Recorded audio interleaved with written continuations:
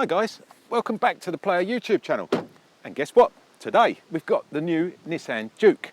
Now, it looks a bit different, it goes a bit different, but what we need to do is get it out on the road and give you an evaluation of this new offering from Nissan Cars. Let's check it out.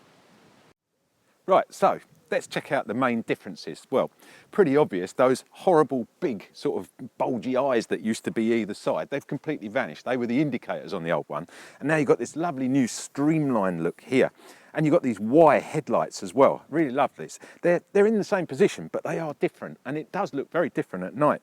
Now, the biggest difference about this car is the grille. This is much smaller and more compact. The old one was sort of very big and bulbous. In actual fact, the old car looked a little bit like a tree frog. That's what it reminds me of. Whereas this car is more refined. It's a bit more like a koi carp. And that's almost a moment, one of those Zen moments where I go like that and we hear the music and we wait a second and pause.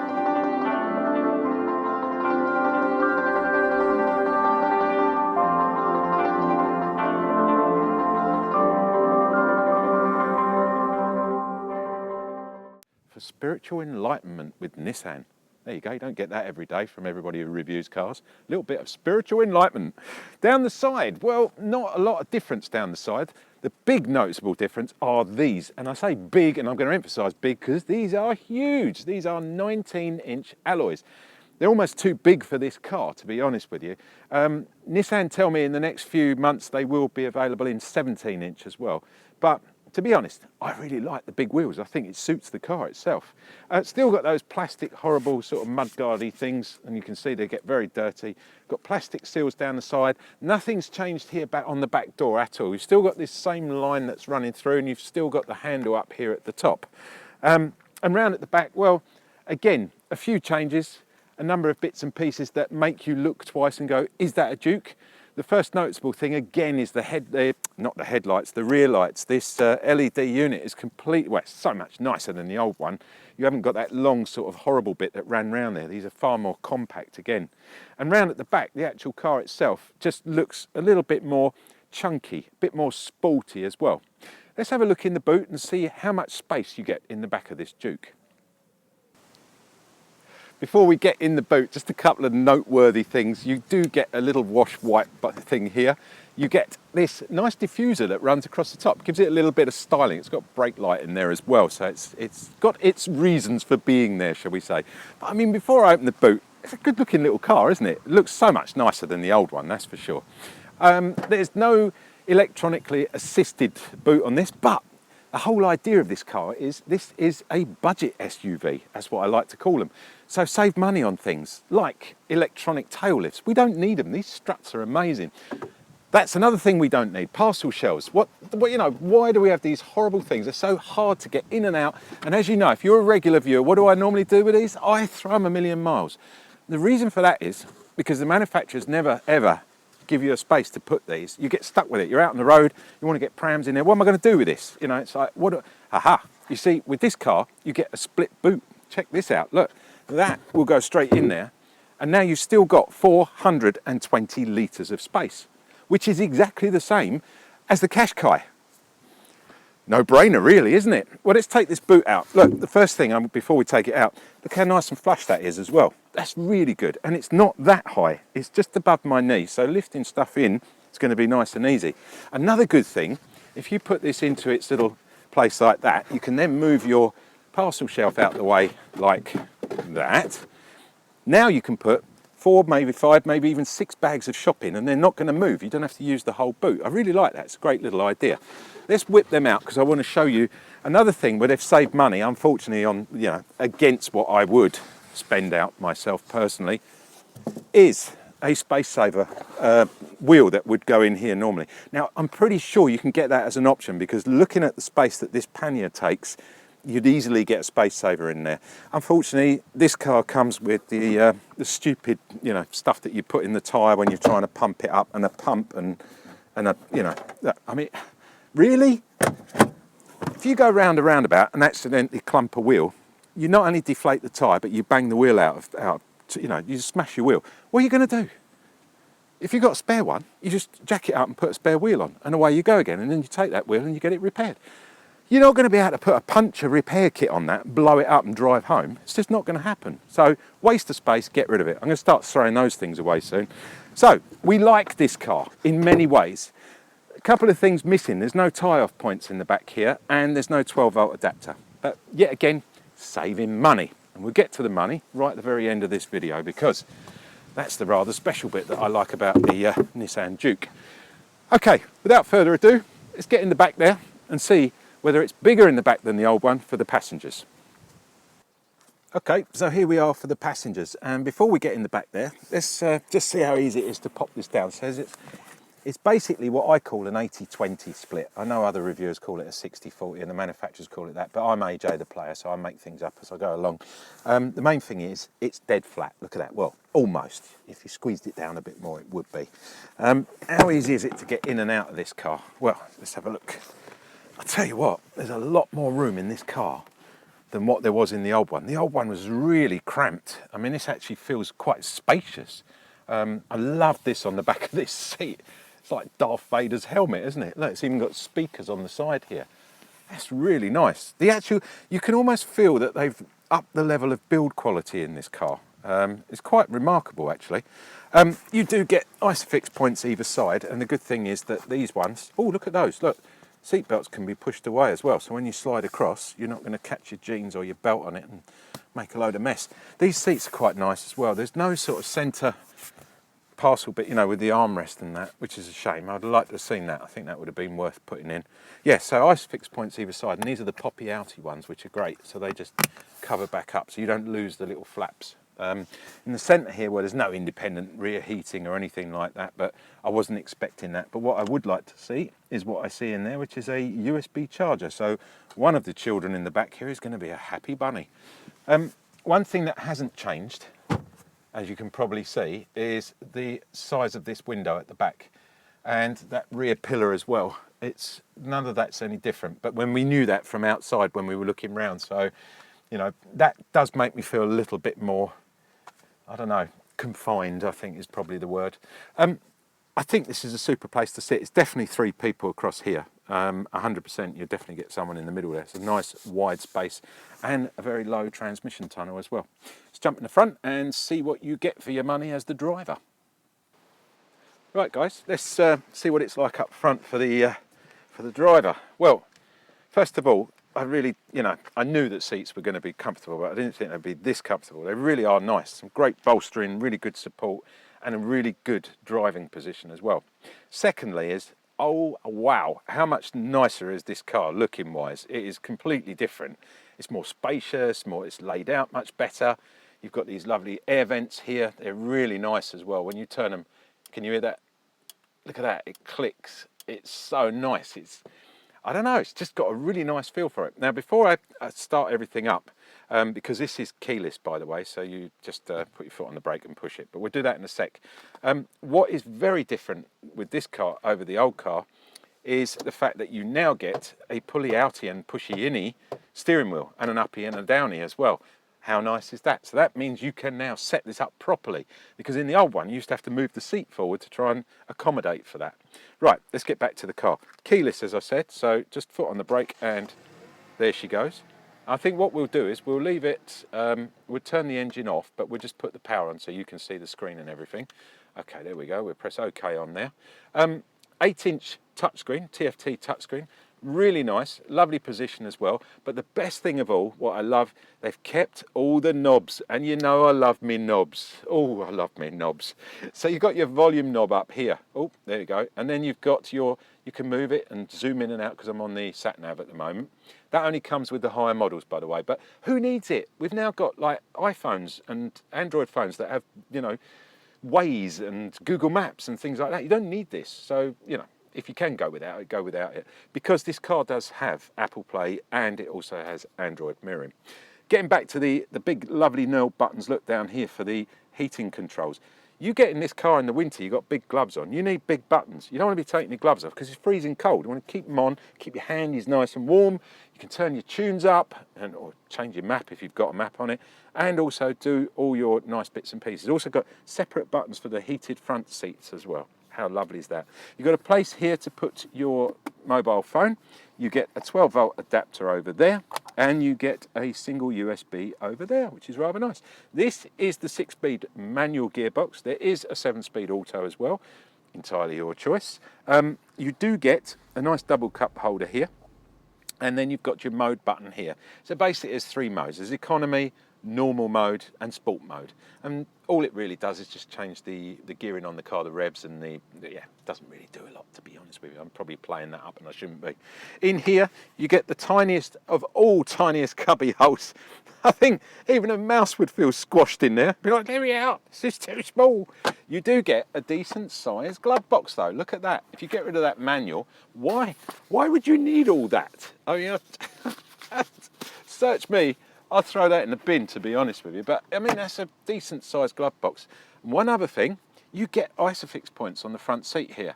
But don't forget, you will have to turn the airbag off when you put baby up front here, just for safety. Just thought I'd better mention that. Health and safety and things like that, you know.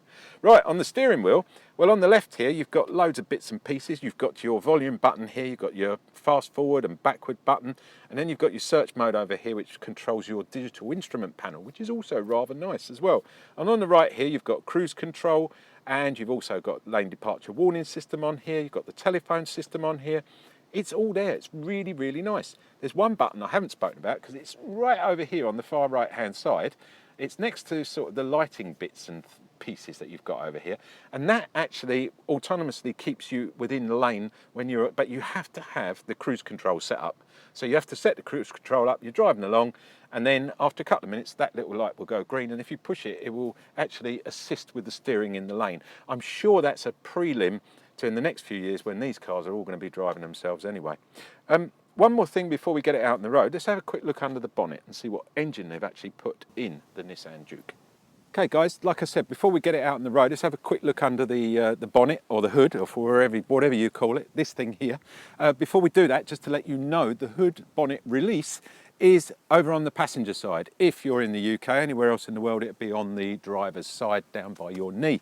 Let's get round the front. I've already undone it to save a bit of time, and I've already checked where the actual release is. It's just there. I got it in one, nailed that one for a change. The release thing up there, just pull it down, and now we're in safety mode. Lovely. This is a rather small little unit, but potentially packs a big punch is what I was going to say. 3 Ps on the trot there. This is a 3-cylinder 1 litre engine producing around about 115 brake horsepower. This is the only engine that you can currently get this car with. They're talking about producing a hybrid, but there will be no diesel with this, so don't get your hopes up if you're a diesel lover. Not that I know anybody. So this is a nice little petrol unit. To be honest, I've driven it here to do the review, and so far I'm really impressed with this little unit. However, I need to show you what it goes like and how it handles and all the little bits and pieces. So let's get it out on the road. You've seen under the bonnet, you've seen everywhere else, and that's all we need to do. Here we are guys, out on the road in the Nissan Juke, and wow, this was not what I was expecting. I wanted to hate this car. I really didn't want to like it as much as I've started to like it. And the reason for that was because the last one that I drove, it was appalling. I've never been a big lover of the Qashqai or the previous Juke. But this car is nothing like its predecessor whatsoever. And I'm putting that down to 2 things. Firstly is its size. And I don't mean the overall size. Okay, it is 7.5 centimetres longer, it's 3 centimetres wider, and it's 1 centimetre higher, but that's not going to change the ride in this car. What is going to change the ride in this car is the fact that it's 10.5 centimetres longer between the axles. And that has completely changed the dynamic on this car. It's made it more sporty, more reactive. It's made that chassis work for its living. Whereas before it was a wallowing sort of bus that you sat on top of. Now this car actually feels like you want to sit in it and you want to drive it. So that's the first thing I think that has changed the model on this car. The second is that engine. Okay, I know it's a 3-cylinder 1 litre engine, 115 brake horsepower. We spoke about that. But what I forgot to mention when we were under the bonnet was it's 180 Newton meters of torque. It's got bags of grunt in it, even in the low gears. It is absolutely amazing. It pulls like an absolute cart horse. And it's so much fun as well with that new suspension, that feeling of driving this car. You can throw it around almost. It's almost like a sports car. I would no way say, if I closed my eyes, I could drive without looking where I was going. I would say I was sitting in something, you know, like a saloon car or possibly even a coupe, because it just doesn't feel like an SUV. Let's talk about a couple of things that you get for your money in this. Well, first of all, there are 6 different trim levels. The entry level comes in, it's around 17,800 UK pounds, which is not bad, but you don't get one of those big screens in the middle for that. So be careful on that one. It might sound cheap, but it's worth paying, going up, jumping up another level. This car we're driving at the moment is called the Tecna. And the one above it is the Tecna Plus. The Tecna, this pretty much is the car to go for. It's 22,000 UK pounds. Even the next one up is 24,000, and to be honest, what you get for the extra is not worth the extra couple of thousand. So stick with the Tecna. It's got everything you're going to need on it. Now let's talk about what you get for your 22,000. Well, you get these mirrors, which have been dropped, by the way. I should mention that. They were on this pillar up here in the old car. They're now on the actual door itself. But what that's created, instead of that big block of plastic that was there and over that side, we've now got that nice clear view through. And it does make a huge difference to this window. It almost makes the whole thing feel more airy, more roomy. On the mirrors themselves, well, you've got the blind spot mirror warning things on the side. They're little yellow things that come up. Absolutely essential in today's modern driving. You've got autonomous braking in town. Again, essential with today's, especially with the back of this car, because although you've got a really good camera system on this car, you've also got the camera that's above you, so you can see around the car, as well as reversing and forward camera as well. This has that auto braking, and if something's small, like a small child or a dog or a cat is behind you, this car will take over and brake for you, which I think is fantastic. Sign recognition, another really good thing, because sometimes you're driving along like now in the country, there's no way you can actually tell what the speed limit is, and there are these nasty cameras everywhere, and you know, every now and then the feds are out with their little cameras trying to get you as well. So to be honest, having that there, I know it says at the moment 40 miles an hour. That's absolutely perfect. I know I'm within the law when I'm driving at sub 40s. So that's a good thing to have. Little extra bits and pieces like the auto dimming of the high beam. I love that. That's really cool. You stick this on high beam and just drive along. And if a car comes the other way, or you pull up behind another car and it's at night, it will dip the beam for you. It's little things that mean you concentrate more on the road. Extra bits like the tyre pressure gauge, excellent. It's got a compass on here and things like that as well, but they're more gimmicky, I feel. When you're buying one of these cars, you do get a 36,000 mile or 3-year warranty, which again is superb. It's not quite as good as some of the other manufacturers, but it's okay. It will get you out of trouble. This build on the quality of the build on this car is highly unlikely you're going to be claiming on that warranty. In order to keep the warranty, you've got to have the car serviced. Service on this car, interim 6,000 service costs around about 190 to 220 UK pounds. And for the full 12-month service, 12,000 miles, is going to be in the regions of around 270 to 300 UK pounds. You'll find that will equate to your currency wherever you are in the world, because that's a price that Nissan have given me to quote. So it should be pretty much the same wherever you are in the world. A couple of other bits and pieces I wanted to mention on this car. First of all was the economy. This is the only letdown on the car. 45 to 48 was what we were quoted. I'm getting around about 40 at the moment, 38 to 40. It's not bad. It's not good for a little, you know, 3-cylinder engine. I thought I'd get at least 50, 45 to 50. But in the defense of the car, I haven't given it a good run. It's just mostly been country roads and around town. So we'll take that. 40 is not bad. I'll take that. Residual value on this car is going to be absolutely brilliant, because as I found out when I did a little bit of digging on the finance of one of these cars, because believe it or not, myself and my partner actually like this car so much we are thinking of buying one. So we looked at the finance on this, and it was really, really good. And that always leads me to think that the residual value is going to be good, because if finance is offered at the moment on one of these, a brand new one of these on the Tecna level, for around 230 UK pounds a month, that's very reasonable indeed for a brand new car. So that led me to think that in a few years' time, this car is still going to be worth quite a few, you know, it's going to be worth a pretty penny. Good residual values. Guys, you've been watching me, AJ the Player. Thank you for watching. I hope you've enjoyed this review of the Nissan Juke. We do many reviews. If you did enjoy this one, then don't forget to give me the thumbs up. If you've got any questions or you want to know anything about the car, there's a comment section down below. By all means, drop me a line, put a comment in the section there, and I will get back to you. I get thousands of comments a week, so it takes me a while to wade through them a couple of times a week, so bear with me, but I will get back to you. And if you want to subscribe to the channel, then please do. There's a bell down there, leave that unchecked, and you will get updated on all the videos that we upload, and we're doing at least 2 a week. We are part of a much bigger organisation, in case you were wondering. We are part of The Player. And if you look down here now, it's coming in from the side there. There you go, www.theplayer.co.uk. Go there because, guys, if you love a decent magazine for men, and I'm not talking what you're probably thinking, but a magazine that covers cars, boats, golf, wine, eating out, taking your wife, taking your girlfriend on holiday, whatever you do in a guy's lifestyle, go and check it out, because if you are watching me on YouTube, you can have a free online copy of that magazine, totally free. All you got to do is sign up, just put your email in there, and it's all yours for free. And we produce those every 3 months, 200 pages of guy stuff. So girls, if you're watching, sorry, it's a guy's magazine. That's the way we designed it, and that's what it's all about. So it's just one of those things. You can have a look, by all means. I'm not stopping you. You've been watching me, AJ the Player. Thanks for everything, for watching. Thanks for everything as well. I appreciate it, guys. I'll catch you next week with another car. Safe driving. See you next week.